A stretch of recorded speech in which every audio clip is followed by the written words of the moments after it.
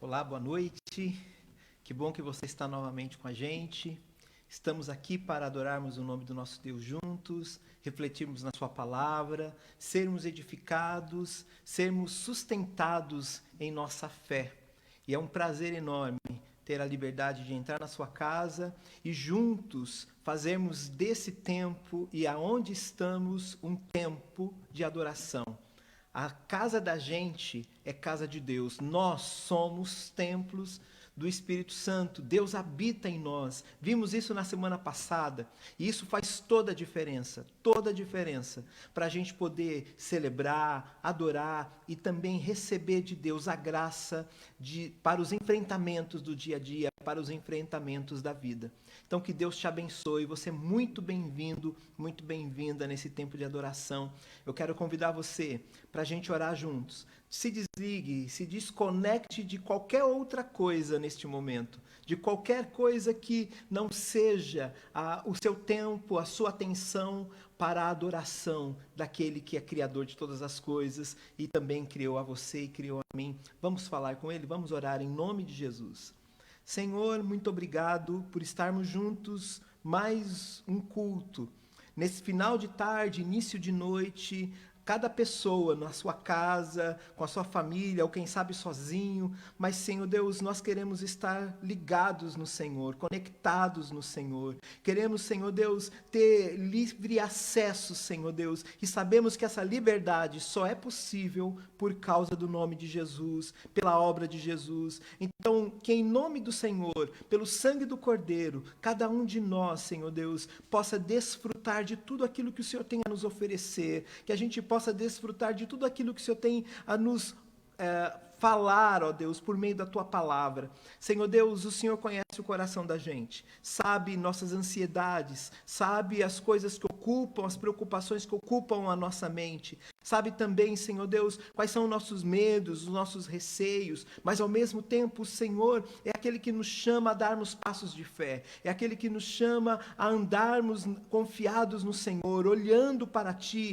e não para o problema, e não para a tempestade, e não para o mar, mas olhando para Ti. Então, Deus, é isso que nós estamos fazendo a partir desse momento. Nós estamos olhando para o Senhor, para tudo aquilo que o Senhor deseja fazer em nós e por nosso intermédio. Nós oramos com gratidão no precioso nome do Senhor Jesus. Amém. Hoje os louvores estão sob a responsabilidade de um convidado muito querido, o pastor Guilherme Andrade. Ele faz parte do grupo Sola, do projeto Sola, e com muita alegria ele vai compartilhou com a gente 3 canções de sua autoria, e eu queria que você pudesse ser edificado por essas canções que a gente vai ver nesse momento. Que Deus abençoe, a gente volta logo em seguida para a nossa reflexão bíblica, para o tempo de reflexão na palavra de Deus. Deus abençoe você, até breve, até já.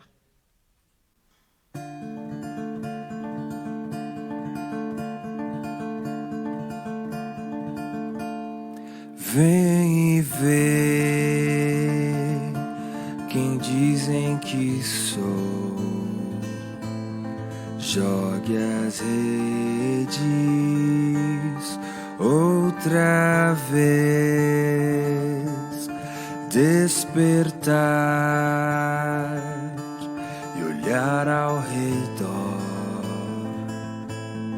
terminar a obra de quem me enviou. Ouço a voz que está a nos chamar. Os campos estão prontos para colher. É hora de deixar tudo para trás, ao Mestre pela fé obedecer.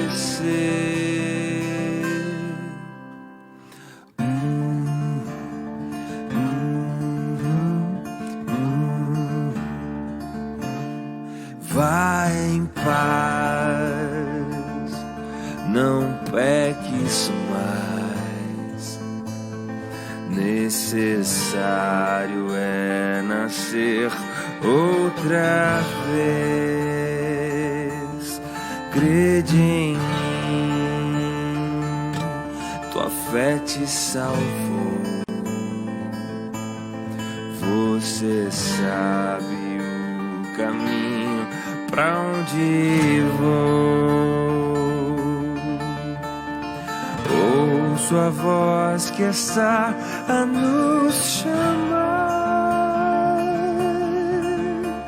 Os campos estão prontos pra colher. É hora de deixar tudo pra trás, ao Mestre pela fé obedecer. Graça que nos satisfaz em meio ao caos, és a razão. Contigo nós seremos um, e em teu amor permanecer. Graça que nos satisfaz e em meio ao caos és a razão. Contigo nós seremos um, e em seu amor permanecer até o final.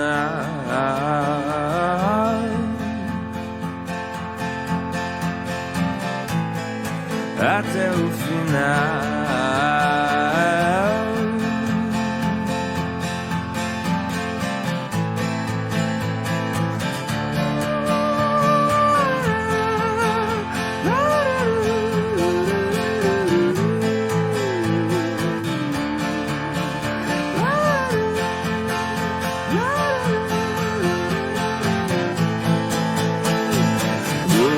Sua voz que está a me chamar. Os campos estão prontos pra colher. É hora de deixar tudo pra trás,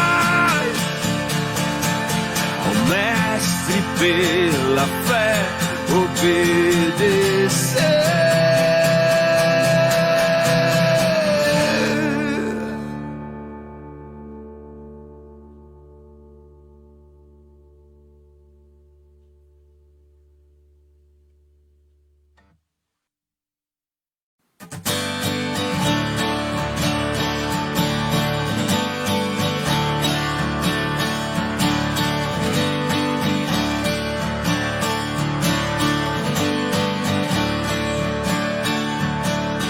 Vivo hoje, estou aqui, pois Ele decidiu me amar.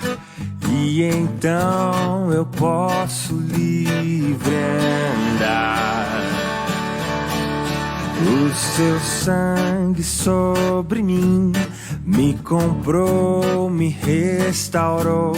Sem culpa então me tornou. Já não mais tem poder, pois novo sou. Nele vou viver, posso amar. Toda morte e o sofrer não me assustarão jamais, pois foi Ele quem venceu em meu lugar. Rei dos reis, nos trouxe a redenção, a esperança retornou, graça e paz nos revelou.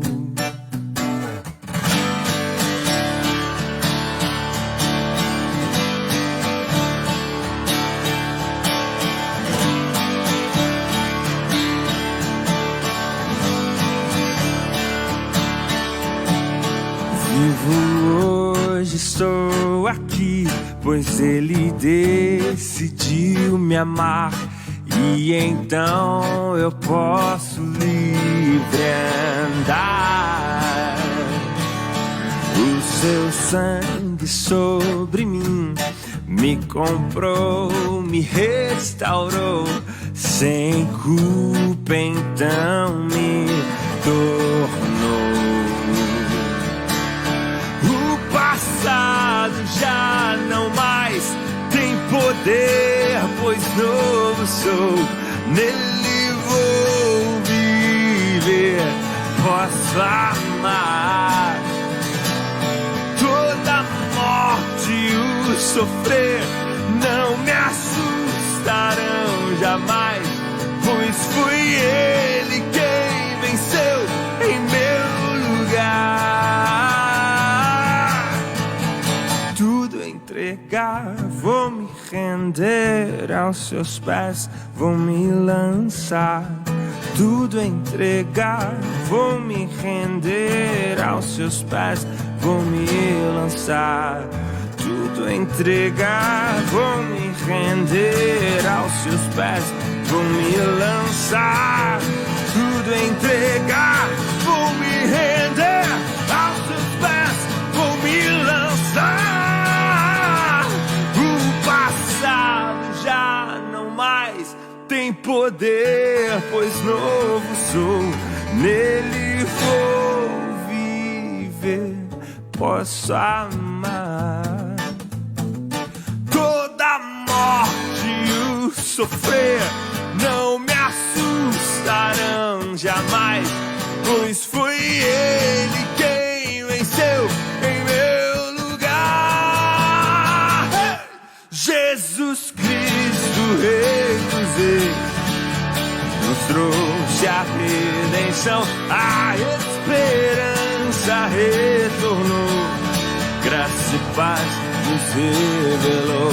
Jesus Cristo, Rei dos Reis, nos trouxe a redenção, a esperança retornou, graça e paz nos revelou.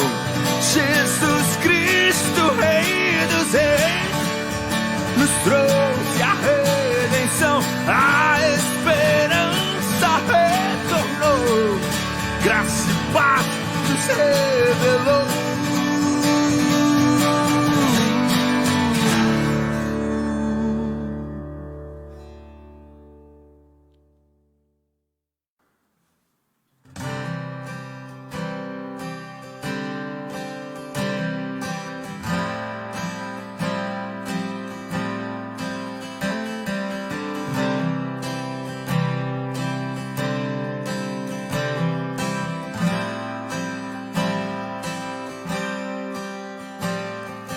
Ele é a imagem do Deus invisível. Ele é Senhor sobre a criação, pois nele foram criadas todas as coisas, nos céus e na terra. Sejam tronos, soberanias, poderes ou autoridade, Ele antes de tudo e a todos sustenta pela palavra, pois foi do agrado de Deus que em tudo Ele tenha supremacia.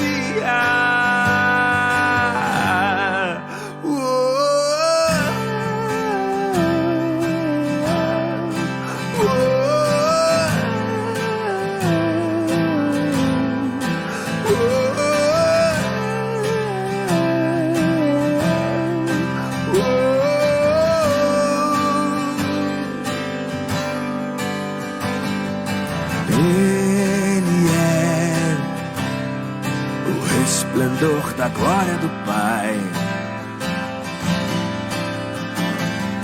Ele é a exata expressão do seu ser, pois nele foram criadas todas as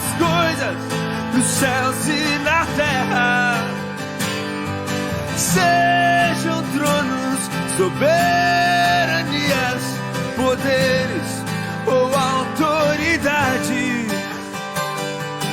Ele é antes de tudo e a todos sustenta pela palavra, pois foi do agrado de Deus que em tudo ele tenha supremacia.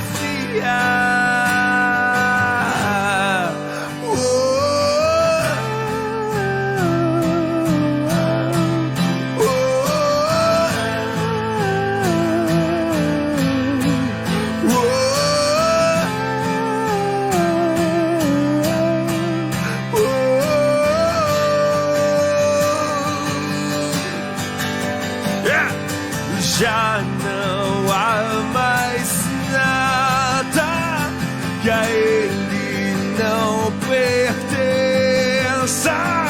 Em tudo existe graça.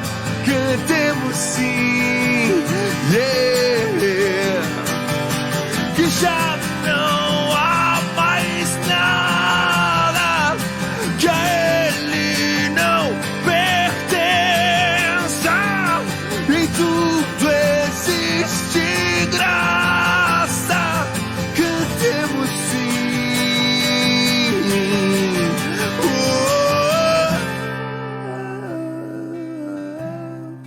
Oh, oh,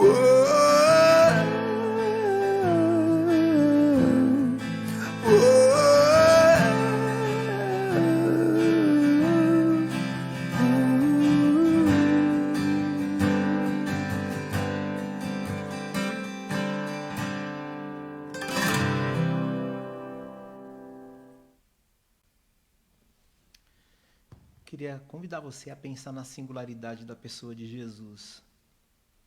Inspirados e impactados por essa última canção, baseada no capítulo 1 de Colossenses, nós fomos transportados do império das trevas para o reino do Filho do seu amor. É o que diz o texto lá de Colossenses. Pois nele foram criadas todas as coisas, nos céus e na terra, que é trono, soberanias. E é interessante que, apesar dessa singularidade, esse poder tão grande do Senhor Jesus, ele se importa com a gente e se envolve com a gente nos limites da nossa humanidade, na pequenez da nossa vida. Ele se envolve com a gente. Me parece pensar nisso faz todo sentido, porque a gente vai refletir na oração que Jesus fez por seus discípulos, na oração que Jesus fez pela sua igreja. Já já a gente vai ler o texto que se refere a isso. Mas com essa canção em mente, com isso em mente, eu queria que você pensasse nessa pergunta que a gente vai colocar para você aí. O que faz você se sentir acolhido? O que você considera para entender e crer até que alguém está presente em sua vida? O que traz essa convicção para você de que alguém está presente na sua vida, de que você pode ficar seguro diante de todos os desafios que você tem e que você não está sozinho? Esse é o tema da nossa reflexão. Você não está sozinho. A gente começou a pensar nisso na semana passada e a gente continua hoje. E o texto bíblico que a gente vai ler está no Evangelho de João, capítulo de número 17. Quero convidar você a acompanhar a leitura junto comigo e a reflexão referente a isso, aquilo que as Escrituras, a Palavra de Deus, a Bíblia, tem a nos dizer sobre nos sentirmos acolhidos ou a necessidade de nos sentirmos acolhidos a realidade de não estarmos e de não precisarmos estar sozinhos. Acompanhe comigo a leitura. Depois de dizer isso, Jesus olhou para o céu e orou: Pai, chegou a hora. Glorifica o teu filho para que o teu filho te glorifique. Pois lhe deste autoridade sobre toda a humanidade, para que conceda a vida eterna a todos os que lhe deste. Esta é a vida eterna, que te conheçam, o único Deus verdadeiro, e a Jesus Cristo, a quem enviaste. Eu te glorifiquei na terra, completando a obra que me deste para fazer. E agora, Pai, glorifica-me junto a ti, com a glória que eu tinha contigo antes que o mundo existisse. Eu revelei teu nome àqueles que do mundo me deste. Eles eram teus, tu os deste a mim, e eles têm guardado a tua palavra. Agora eles sabem que tudo o que me deste vem de ti, pois eu lhes transmiti as palavras que me deste, e eles as aceitaram.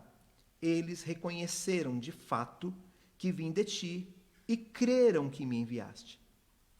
Eu rogo por eles. Não estou rogando pelo mundo, mas por aqueles que me deste, pois são teus.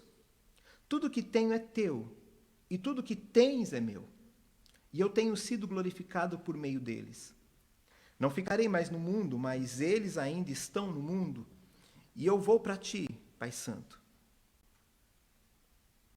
Pai Santo, protege-os em teu nome. O nome que me deste, para que sejam um, assim como somos um. Enquanto estava com eles, eu os protegi e os guardei pelo nome que me deste. Nenhum deles se perdeu, a não ser aquele que estava destinado à perdição, para que se cumprisse a Escritura. Agora vou para ti, mas digo estas coisas enquanto ainda estou no mundo, para que eles tenham a plenitude da minha alegria. Dei-lhes a tua palavra, e o mundo os odiou, pois eles não são do mundo, como eu também não sou. Não rogo que os tires do mundo, mas que os protejas do maligno. Eles não são do mundo, como eu também não sou. Santifica-os na verdade. A tua palavra é a verdade. Assim como me enviaste ao mundo, eu os enviei ao mundo, em favor deles eu me santifico, para que também eles sejam santificados pela verdade. A minha oração não é apenas por eles. Eu rogo também por aqueles que crerão em mim, por meio da mensagem deles, para que todos sejam um, Pai, como tu és, como tu estás em mim e eu em ti. Que eles também estejam em nós, para que o mundo creia que tu me enviaste. Dei-lhes a glória que me deste, para que eles sejam um, assim como nós somos um. Eu neles e tu em mim, que eles sejam levados à plena unidade, para que o mundo saiba que tu me enviaste e os amaste, como igualmente me amaste. Pai, eu quero que os que me deste estejam comigo, onde estou, e vejam a minha glória, a glória que me deste porque me amaste antes da criação do mundo. Pai justo, embora o mundo não te conheça, eu te conheço, e estes sabem que me enviaste. Eu os fiz conhecer o teu nome, e continuarei a fazê-lo, a fim de que o amor que tens por mim esteja neles, e eu neles esteja. Quero convidar você para mais uma oração. Senhor, obrigado pela palavra tremenda, maravilhosa do Senhor, por essa oração de Jesus em nosso favor, em favor de todos aqueles, de todos os tempos, de todos os lugares e todas as eras, em favor de todos eles, por quem Ele morreu. Eu quero te agradecer por isso e pedir que essa oração, que ainda hoje está sendo feita, seja ouvida pelo Senhor, pois Ele é o nosso intercessor. E ao ouvi-la, Senhor, o Senhor nos contemple, o Senhor nos veja, veja esse irmão, essa irmã, esse homem, essa mulher, esse jovem, essa jovem, veja como eles estão e os visite, e nos visite, em nome de Jesus. Amém. Antes da gente entrar na reflexão do texto, eu quero lembrar para vocês aquilo que a gente já disse na semana passada, o contexto geral, né? O contexto geral que está encerrando aqui com o capítulo 17 do Evangelho de João, começou no capítulo 13. E desde o capítulo 13 até o capítulo 17, que a gente acabou de ler, essa oração, conhecida como a oração sacerdotal de Jesus, é um contexto que fala das últimas palavras, ou das palavras de despedida do Senhor Jesus aos seus discípulos, antes do seu martírio, da sua morte e posterior ressurreição. Esse texto é apresentado como palavras de despedida, e por isso, imagine o coração dos discípulos, imagine como que eles ficaram, imagine como que eles estavam se sentindo. Estavam meio perdidos, estavam um pouco confusos, tentando conectar todas as coisas, dá a impressão de que a esperança que eles tinham estava se esvaindo, estava indo embora. Dá a impressão que o sentimento de esperança, de expectativa positiva, de coisas boas que estavam acontecendo e que poderiam acontecer, parece que tudo isso estava se desfazendo, escapando pelas mãos. Eu não sei, talvez você se sinta assim, ou já tenha se sentido assim. Talvez diante de todas as coisas que têm acontecido nos últimos meses, mas você não precisa atrelar apenas a pandemia, atrelar apenas a esses últimos meses. É fato e é certo que por conta disso, muitas coisas, muitas dúvidas, muitas sensações terríveis, muitos pesos, muitas preocupações devem estar tomando conta da mente de cada um de nós.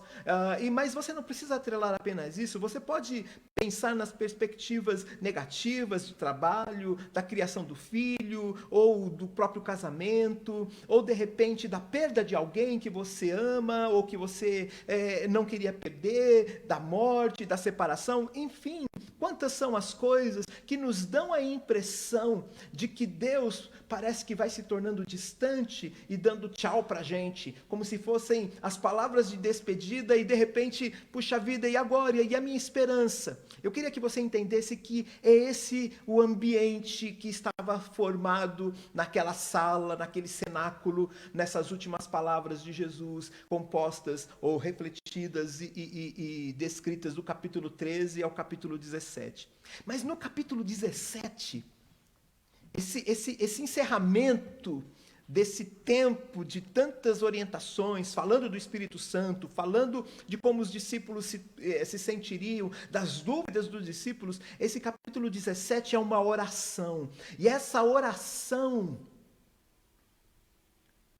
talvez venha responder um pouco a pergunta que eu fiz lá no começo. O que é que faz você se sentir acolhido? O que é que faz você considerar ou entender que alguém está presente em sua vida? Com certeza, em alguma situação, você já deve ter se desesperado e pedido oração para alguém. E eu acho muito interessante porque nessa caminhada como pastor, mas não só como pastor, desde quando eu tomei a consciência de quem era o Senhor Jesus e rendi a minha vida diante dele, eu sempre ouço e muitas vezes faço isso, gente dizendo o seguinte: olha, não tenho mais o que fazer, então vamos orar. Como se a oração fosse, e de fato é, a última alternativa. Mas eu fico incomodado porque a gente faz dela a última alternativa quando ela talvez deveria ser a primeira alternativa. Nada poderia tornar Deus tão presente na vida da gente e pessoas se tornarem presentes na vida da gente quanto uma oração. Mas as pessoas têm deixado de orar e têm substituído a oração por tantas outras coisas. Tem substituído a oração pelos seus afazeres, pela labuta, pelo esforço, pelo suor derramado. E no final das contas, Todas as coisas vêm dele. E se investíssemos mais tempo na presença dele, talvez pudéssemos entender com um pouco mais de propriedade a própria oração do Senhor Jesus, a própria intercessão do Senhor Jesus em nosso favor. Você não está sozinho. Eu não estou sozinho. Mas talvez nós não estejamos percebendo a presença. E eu espero que, ao final dessa reflexão e desse culto, mais do que uma consciência, nós estejamos sentindo a presença de um Deus que não nos deixa, porque Ele é Deus conosco. Por isso, a primeira verdade espiritual que esse texto nos faz pensar sobre a intercessão de Jesus, o Senhor que intercede por nós e que não nos deixa sozinhos, é porque Ele intercede, e Jesus intercede, porque essa é a sua missão. Essa é a sua missão. Eu deixei essa imagem aqui, que diz respeito a uma passagem das Escrituras, quando uma mulher se coloca diante do Senhor Jesus e é acolhida pelo Senhor Jesus. Essa imagem representa o texto do Evangelho de João, capítulo 8, quando uma mulher é pega em adultério. A verdade é que a missão do Senhor Jesus é buscar e resgatar aquele que está perdido. E não é a questão do adultério em si, obviamente, mas qualquer coisa que se chame pecado e que nos afasta de pessoas e de Deus e que nos desintegra. Porque um dos problemas mais sérios da humanidade, ou o problema mais sério da humanidade, é aquilo que o desintegra. As pessoas estão desintegradas, elas não estão apenas desconectadas umas das outras, mas elas estão desconectadas consigo mesmas, elas estão desintegradas de si mesmas, e vão tentando de alguma maneira buscar, achar, tomando decisões, tentando preencher o vazio, tentando preencher a solidão, tentando deixar com aquele momento terrível da dor de estar só. E isso não funciona, mas para isso veio Jesus. Essa é a sua missão. Eu te glorifiquei na terra, diz o texto que a gente começou a ler. Essa é o início da oração sacerdotal. Eu te glorifiquei na terra, cumprindo aquilo que eu devia cumprir, cumprindo aquilo que eu fui enviado para cumprir. E o que ele foi enviado, ele veio para buscar e salvar aquele que está perdido, aquele que se sente só, aquele que se sente desintegrado, desconectado, por causa daquilo que a Bíblia chama de pecado.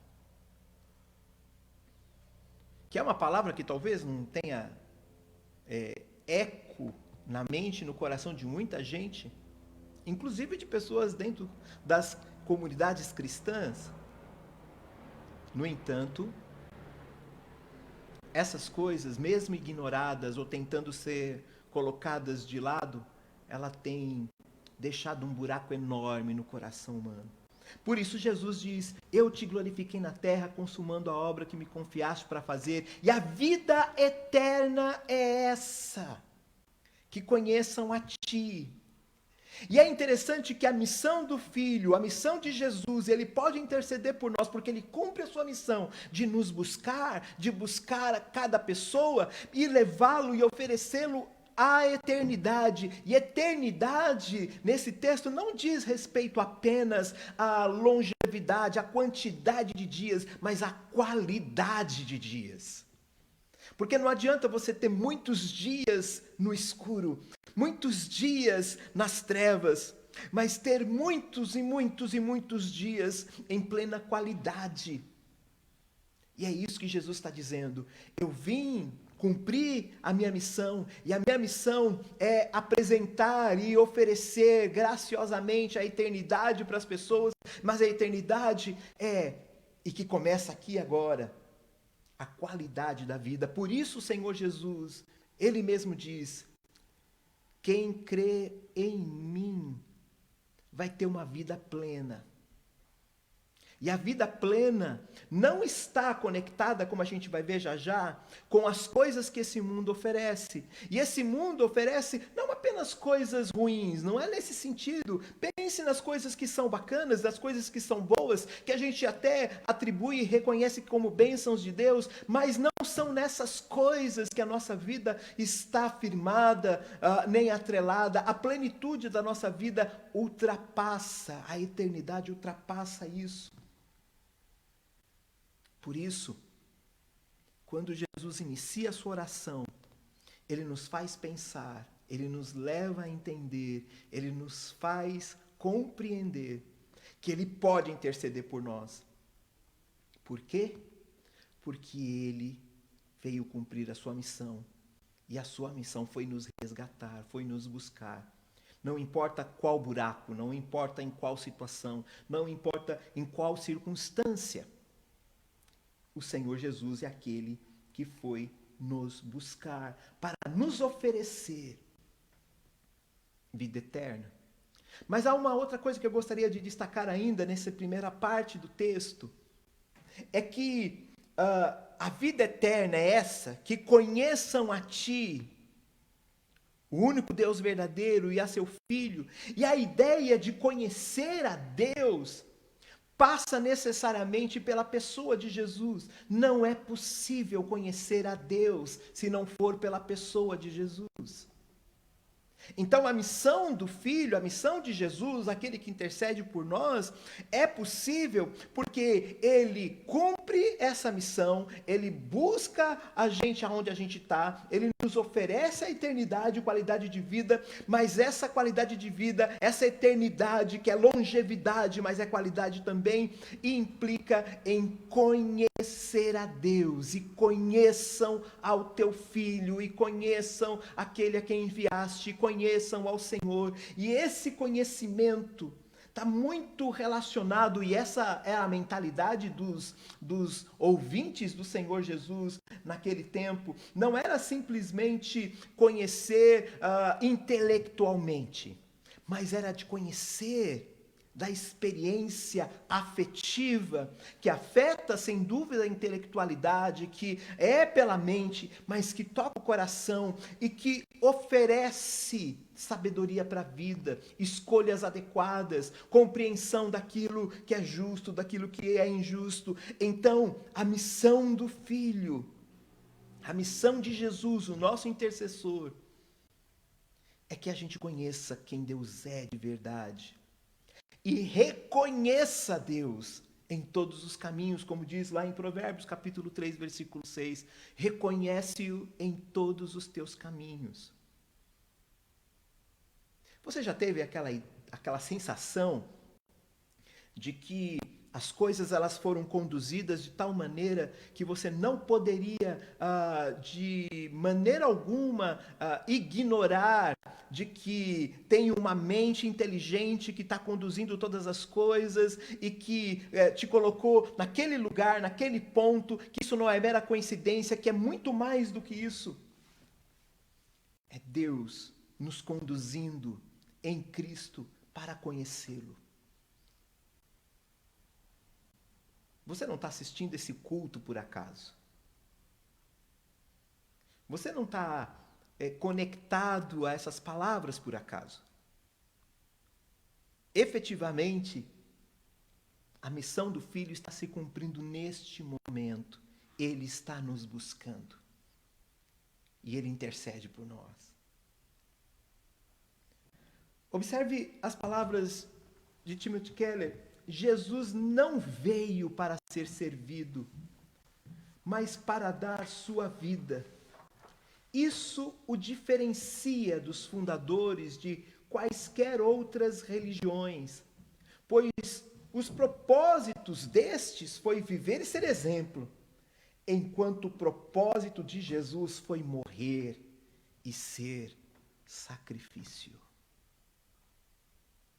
Por isso ele pode interceder interceder por nós. Porque Jesus não foi apenas um cara legal, não foi apenas alguém controvertido para sua época. Não, ele veio para ser o Salvador e Senhor. E isso o torna totalmente singular. Como a gente acabou de ouvir na música, nessa última música, no período dos louvores, nele estão contidas todas as coisas, e todas as coisas foram criadas nos céus e na terra. Logo, a sua singularidade também está vinculada à sua missão, e a sua missão foi nos resgatar, e ele pode nos resgatar, porque ele não foi apenas um cara legal. Jesus cumpriu o seu propósito de morrer e ser sacrifício por mim e por você. Mas o texto continua e eu queria, nessa segunda parte, dizer que Jesus pode interceder e ele intercede por causa da sua identidade.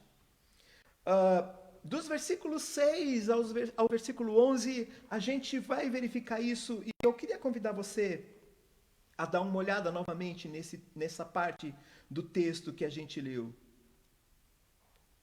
Eu revelei teu nome àqueles que do mundo me deste, eles eram teus, tu os deste a mim e eles têm guardado a tua palavra.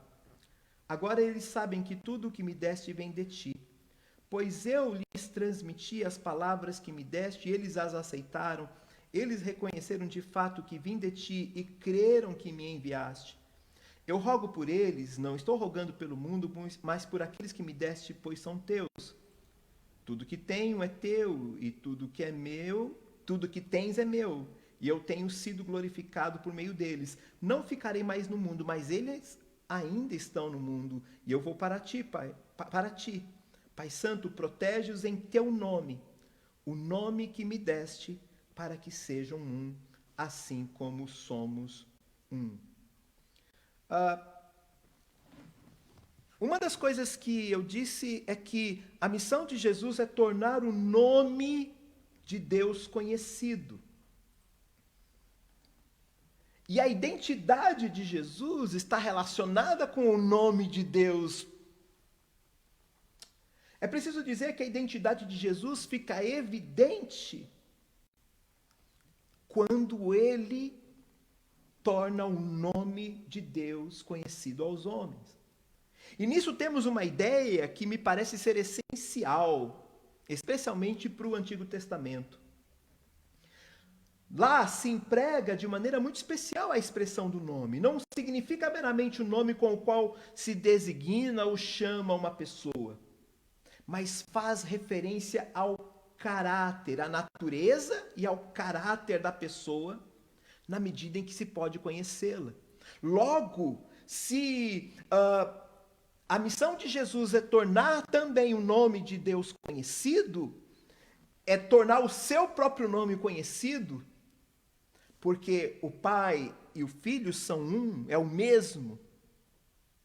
E dessa maneira, a gente não está apenas tendo conhecimento como se o nome de Jesus, ou o nome de Deus, no Antigo Testamento, que era chamado de Adonai, até porque os judeus, eles não usavam o tetragrama que nós costumamos traduzir ou transliterar por Yahvé, né? Que seria a forma mais próxima, porque não existe uma maneira de dizer o nome de Deus ou tetragrama, que a gente chama de Yahvé. E os judeus achavam isso muito, muito sério. Falar o nome de Deus, escrever o nome de Deus era muito sério. Então, eles sempre usavam o nome Adonai. Adonai, Senhor. Porque para eles, o nome de Deus não é só um nome, mas representa o seu caráter, representa a sua natureza, representa a sua eternidade, representa a sua glória. Logo, quando o texto está dizendo, olha, eles vão conhecer o teu nome, E eles vão saber que aquilo que é meu é teu e aquilo que é do Senhor é meu. Logo, a mesma identidade, a mesma natureza, o mesmo caráter. Então o Senhor Jesus pode se tornar intercessor, porque de verdade a sua natureza, o seu caráter, a sua glória, a glória de Deus revelada no Filho, se manifesta àqueles por quem ele intercede. Eu vou tentar exemplificar o que eu estou dizendo.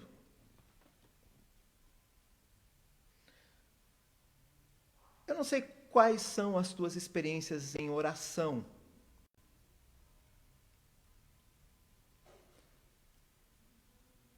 Mas eu acredito que Deus tenha para todos nós oferecido a oportunidade de, em oração, experimentarmos um pouco da sua glória. E é bem pouco mesmo, porque nós não resistiríamos.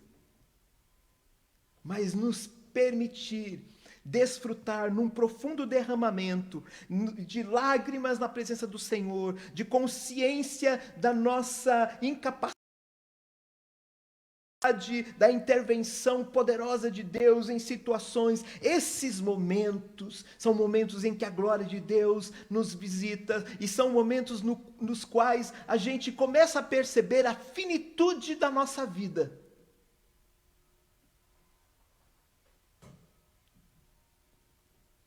Me parece que quando o Senhor Jesus está dizendo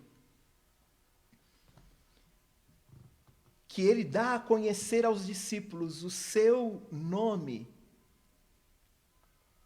ele está começando a dizer o seguinte: eles vão experimentar da finitude da vida deles neles mesmos, para experimentar da longevidade da vida que eu dou para eles, por causa da minha glória, por causa da minha missão, por causa de quem eu sou.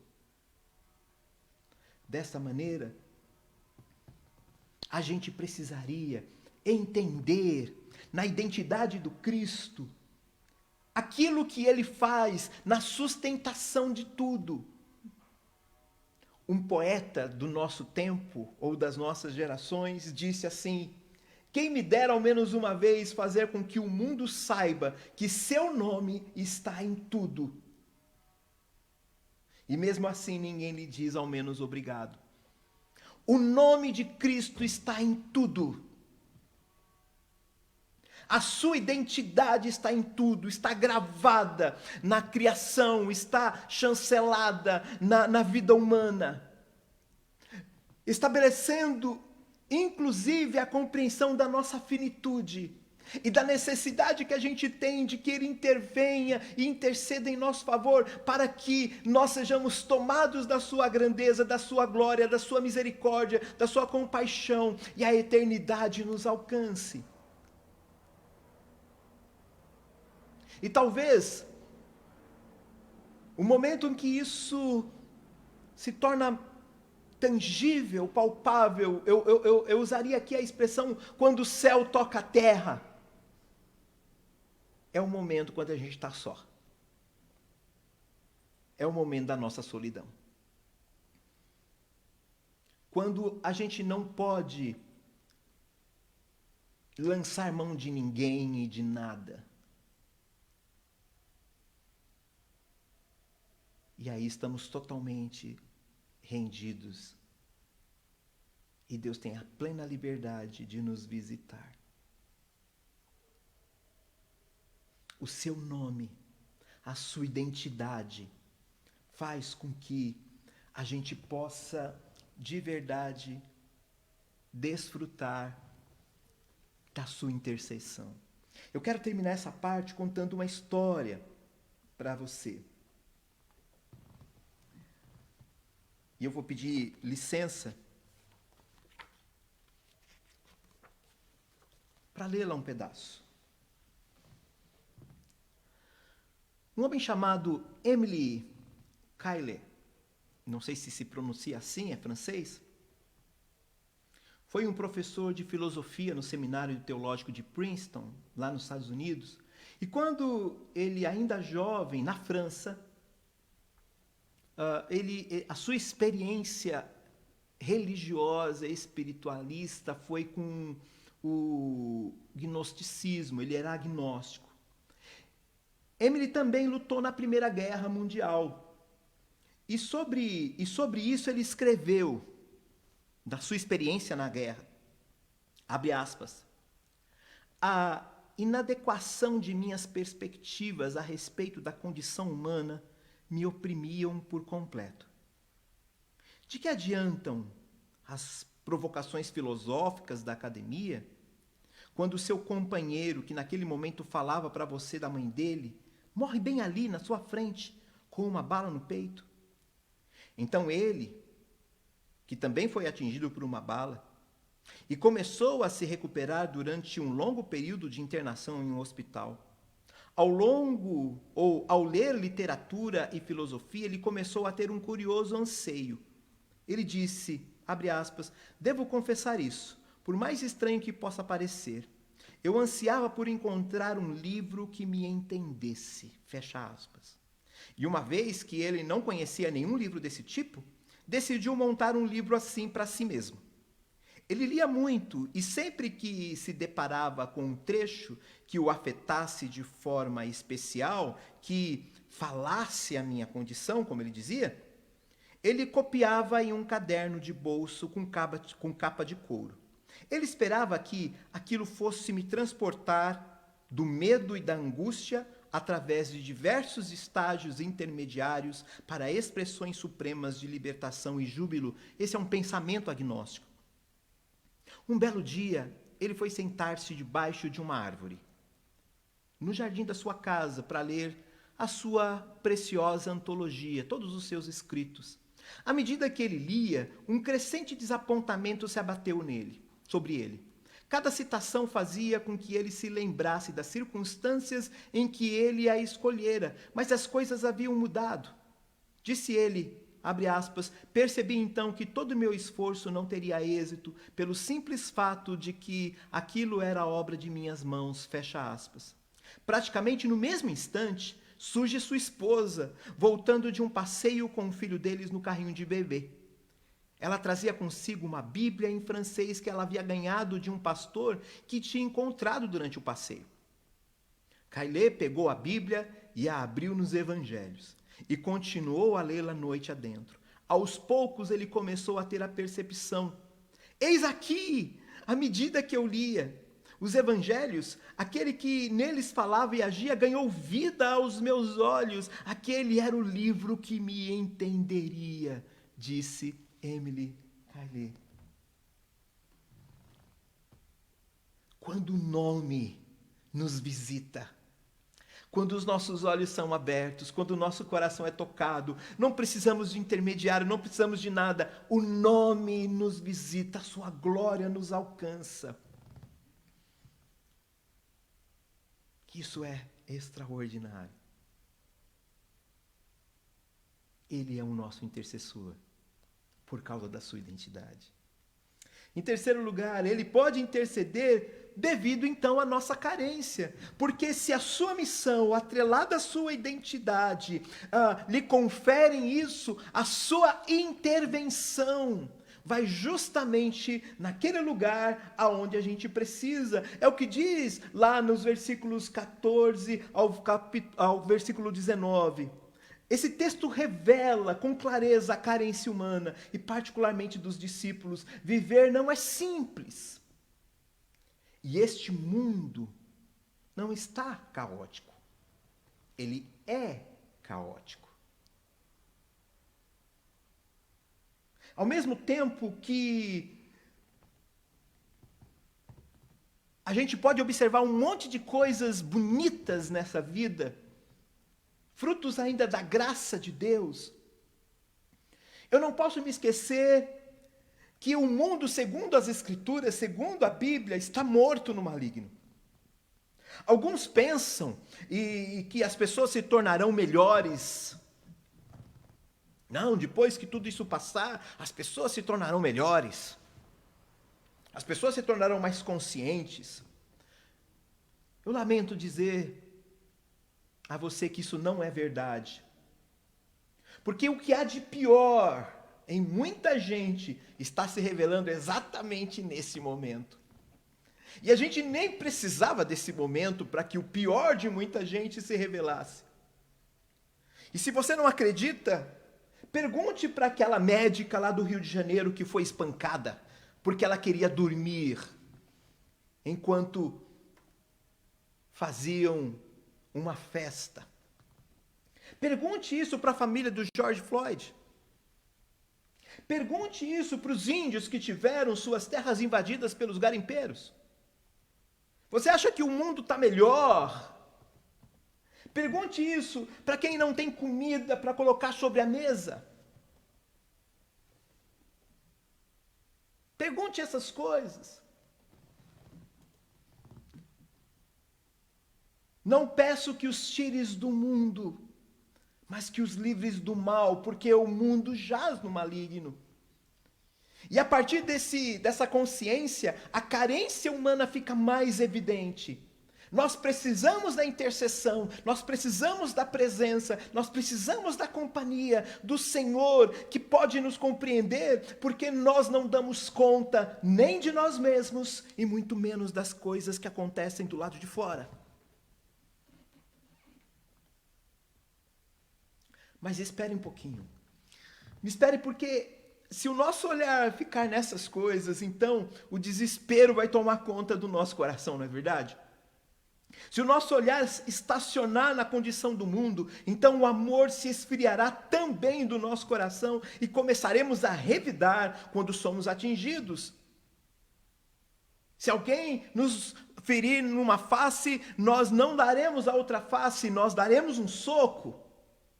E quando isso acontecer, as marcas e cicatrizes desta guerra contínua entre nós e o mundo estarão em nós e acabaremos por permitir que o ódio tome conta de nós. Então, como entender essa intercessão de Jesus? Não peço que os tires do mundo, mas que os livres do mal. Como entender essa intercessão, essa intervenção?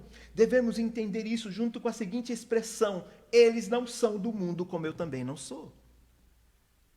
Então, quando eu conecto essas duas realidades da intercessão de Jesus, eles não são do mundo, como eu também eu não sou, não peço que os tires do mundo, o que o Senhor Jesus está fazendo aqui, na sua intercessão, é atender a nossa carência. E qual é essa carência? A condição de vivenciar nesse mundo. Não peço que os tires do mundo. Não vai adiantar eu me esconder debaixo da coberta. Não vai adiantar eu tentar ficar recluso no mosteiro. Não vai adiantar eu tentar guardar o meu filho, a minha filha, a minha casa dos perigos que estão do lado de fora. Não vai adiantar, a gente não vai conseguir. Não é essa a proposta.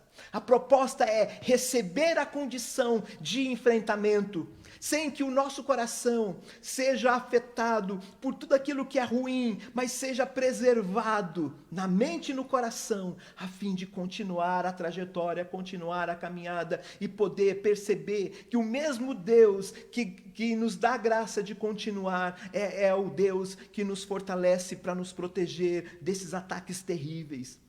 Sobretudo é preciso entender que não ser do mundo significa não ser tomado pela mentalidade deste mundo. Mentalidade de disputa.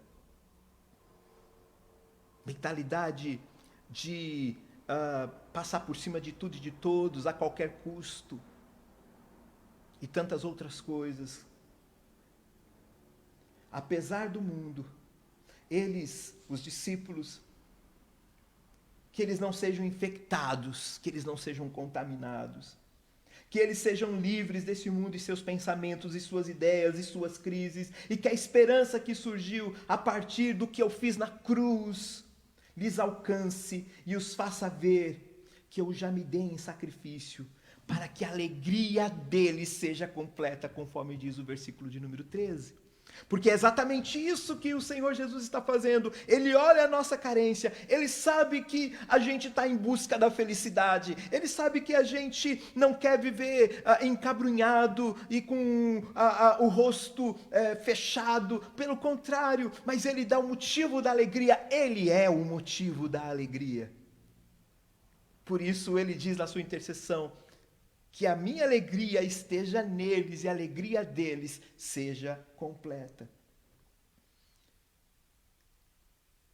Por isso, eu quero terminar essa parte dizendo que o que Deus, que nos chamou à existência, nos diz agora é: pare de odiar-se a si mesmo ou de odiar o outro mesmo e venha para mim, aceite quem eu sou por você, seu resgatador.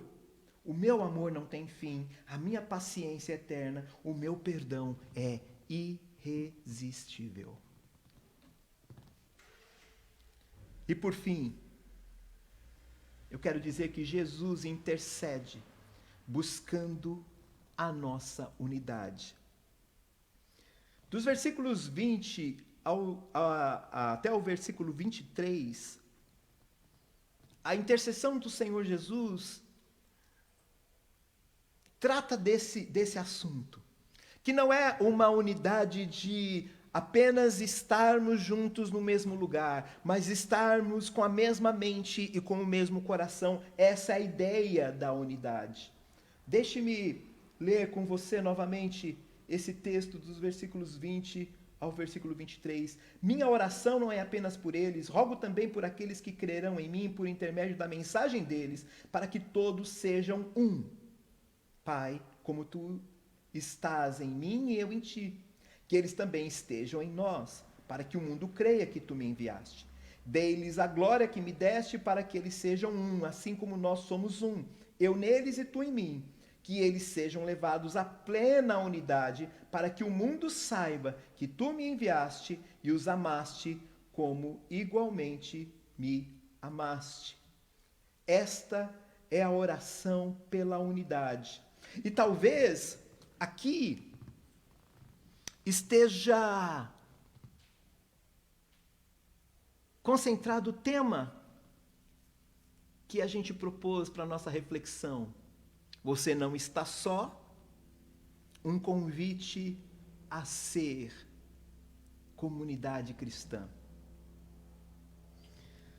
Me parece interessante que e eu falei isso na semana passada, e eu quero repetir com uma outra tônica, quando o anjo chega e revela a respeito de Jesus e vai dizer que ele é Deus conosco, ele não disse é Deus comigo, é Deus com você, é Deus conosco. E desculpe, talvez essa redundância, mas às vezes eu acho que a gente esquece disso. Parece que a bênção que eu recebo é minha, e ela não afeta positivamente o outro. A bênção que o outro recebe é dele, e não me afeta positivamente. Isso não é ser comunidade de discípulos, comunidade cristã. Pelo contrário. Por isso o Senhor Jesus está dizendo, eu rogo por eles, eu rogo por aqueles que haverão de crer, aqueles que virão, e eu posso dizer de todas as partes do mundo, de todos os lugares conhecidos e desconhecidos, das formas mais extraordinárias, aqueles cujo evangelho alcançou, cuja glória tocou a pessoa, e essa pessoa veio entender, esses são chamados para viver esses valores da intercessão do Senhor Jesus. Esses são chamados comunidade cristã, comunidade dos discípulos, igreja. Essa experiência se torna extraordinária na medida em que a fé é vivida de forma coletiva. Isso me fortalece e me leva a fortalecer. A base dessa unidade não se encontra em razões ou configurações humanas, mas no próprio relacionamento de unidade existente entre o Pai e o Filho. Então, este é o modelo. Assim como eu e o Pai somos um, eles sejam um com eles e também um conosco. Então isso ultrapassa os limites do tempo e do lugar. Isso ultrapassa os limites da origem étnica e cultural. Ultrapassa os limites do gosto e das preferências. Então é nessa perspectiva que outros serão atraídos e serão curados e farão parte do que Deus está fazendo no mundo há muito tempo. E desta forma é que o próprio mundo saberá sobre a existência de Deus. Me parece algo extraordinário, porque este grupo de pessoas por quem Jesus está intercedendo e pedindo unidade, esse grupo de pessoas se tornará intercessora. Eles são os intercessores. Você não está sozinho. Eu não estou sozinho. Não existe nada mais belo, e essa é uma experiência nossa aqui, da nossa comunidade, quando a gente pode dividir nossas cargas, e a gente pode pedir oração, e a gente pode pedir que alguém ore por nós, ore pelos nossos filhos, ore pelo nosso emprego, ore pela nossa condição material, ou pela nossa condição emocional. Essa semana, esses dias, nós enfrentamos tempos difíceis e pedindo oração por pessoas da nossa comunidade. E que alegria quando aquela que estava hospitalizada voltou para casa. Que alegria aquele que estava desempregado conseguiu emprego. Que alegria aquele que estava com um filho doente e ele foi restaurado. Mas também que bênção poder saber que aquele que perde alguém não está sozinho. E pode ter pessoas intercedendo, dizendo: Senhor, consola. Como disse o apóstolo Paulo, o mesmo consolo com que eu sou consolado, Deus me usa para consolar alguém.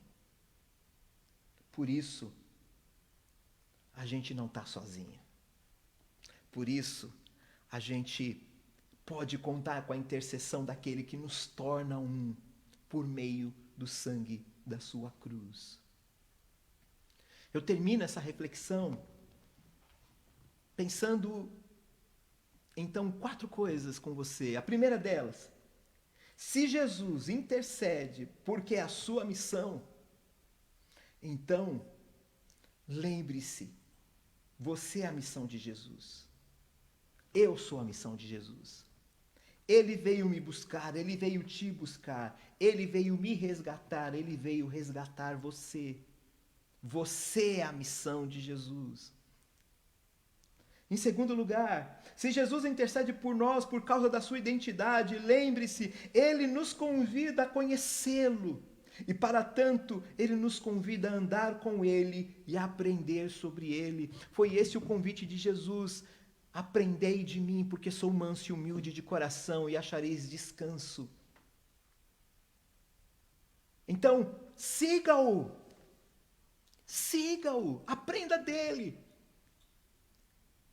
Ninguém pode falar de um Jesus maior do que aquele que ele mesmo conhece. Então, conheça-o mais profundamente. Permita-se mais, se aprofundar mais. Faça como Emily Caylet. Permita que aquele livro te interprete, te entenda a Bíblia. Saiba mais, desfrute mais de quem Jesus é. Em terceiro lugar, se Jesus intercede devido à nossa carência, então, lembre-se que a grande carência diz respeito a ultrapassar as dimensões desta vida e deste mundo, os limites que nos são impostos. Há um buraco dentro de nós e a gente pode metaforicamente chamá-lo de anseio pela eternidade. Não tem como. Nós precisamos de Deus. Não estou dizendo apenas as carências pontuais desse ou daquele momento. E Ele também opera e nos supre essas necessidades. Mas como diz as Escrituras, se nós recebemos a maior ou o maior de todos os benefícios, se Deus nos deu graciosamente o Filho que morreu por nós na cruz, com Ele não nos dará também todas as coisas que temos necessidade? Então começa no começo, na carência principal, e perceba Ele suprindo todas as outras necessidades que nós temos. E por último, se Jesus intercede buscando a nossa unidade, eu sou convidado, você é convidado a lembrar que há outros que andam ao meu lado. E se há outros que andam ao meu lado, porque também foram alcançados como eu fui alcançado, eu devo andar com eles. Eu devo estar próximo deles e permitir que eles estejam próximos a mim. Essa proximidade equilibrada, justa, santa, permite que a gente se ajude. Porque a igreja é o sinal de Deus. A igreja é a resposta de Deus. Não se vive cristianismo sozinho. Não se vive cristianismo dentro de casa. Não se vive cristianismo à base de lives.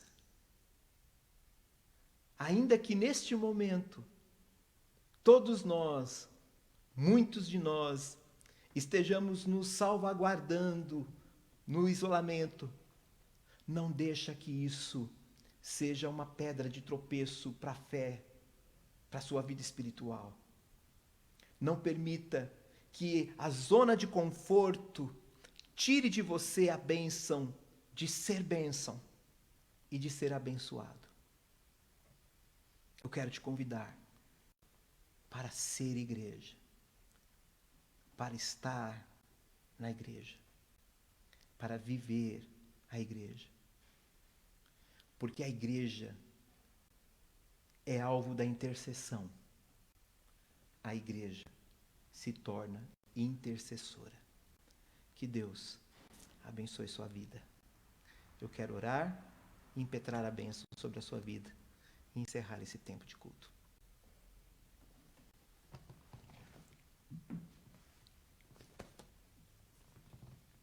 Senhor Deus, nesse momento que o Espírito Santo do Senhor aplique a palavra do Senhor aos nossos corações de uma maneira que vá muito além da nossa capacidade, da nossa condição de expor, de ensinar e até mesmo de compreender. Que o Senhor, de uma maneira maravilhosa, nos faça, nos leve a esse encontro extraordinário com o Senhor. Que o Senhor olhe para as nossas necessidades, para as nossas carências. E como diz a tua palavra, o Senhor é aquele que intercede por nós. Nós não precisamos ficar sozinhos. Não há absolutamente nada que seja mais presente do que a intercessão.